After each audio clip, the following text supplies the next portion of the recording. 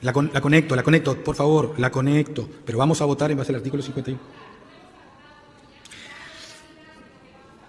El cierre del debate. A ver, espere. Está bien. A ver, le leo el artículo 51. Bueno, tengo más de 2 países en una posición, Luz, y otros más en la otra posición. Ya no tengo más manera de bicicletear el tema. El micrófono, no te oigo. Lo que pasa, Luz, te oigo. Te pido por favor si puedes tomar asiento, si querés. Bueno. Es que si no habla el micrófono no la pueden interpretar. Pero Luz, no te están pudiendo interpretar porque no estás con el micrófono habilitado. A ver, habilita el micrófono, por favor. Adelante. Usted, señor presidente, no puede cerrar la votación si a México no se le ha contestado sobre este proyecto que para nosotros ha sido sometido a nuestra consideración. No puede ser votado por este Consejo al no tener, repito, mandato ni competencia en la materia.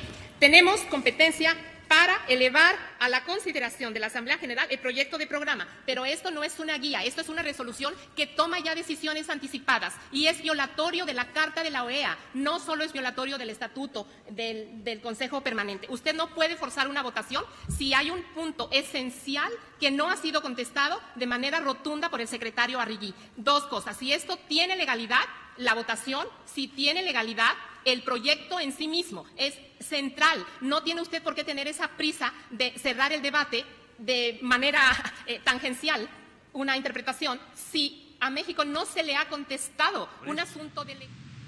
Porque sí estoy notando de que hay una campaña y me dices la ONU y me dices la OEA y no les creo ni a la ONU ni a la OEA, porque no actúan con justicia. Se los fui a decir a la OEA de que no han hecho nada para defender a los pobres del mundo y tienen aparatos administrativos y muchísimos burócratas, claro, de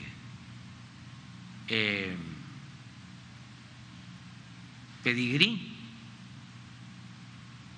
porque ganan muchísimo dinero,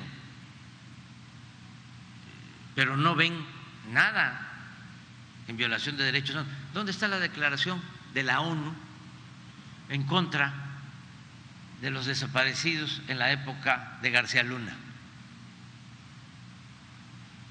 ¿Qué hacían? Y hay muchísimos funcionarios aquí en México, de la ONU, de la OEA. Fíjense que el organismo de derechos humanos de la OEA lo llegó a manejar un senador que es un reverendo farsante, Álvarez y Casa. Y me consta de que es un simulador, porque cuando estábamos defendiendo los votos en el Zócalo y evitando la violencia, porque nos robaron la presidencia, de eso no hay duda. Calderón no ganó y la oligarquía lo impuso. Pues este señor estaba de presidente de la Comisión de Derechos Humanos en la Ciudad de México y su recomendación fue en el sentido de que nos desalojaran. El presidente de Derechos Humanos de la Ciudad de México, que posteriormente, precisamente por esas ligas con el conservadurismo, con los reaccionarios de estas organizaciones no gubernamentales y supuestamente de defensa de derechos humanos, llegó a ser el secretario general de la Comisión de Derechos Humanos de la OEA. Pero les voy a dar un dato: acaban de hacer un desalojo en la Suprema Corte, de gente que está protestando precisamente porque quieren justicia. Y los jueces, magistrados, ministros, protegen a los potentados, porque no es un poder dedicado a hacer justicia, sino a servir los intereses de una minoría. Entonces están ahí protestando y de repente llegan porros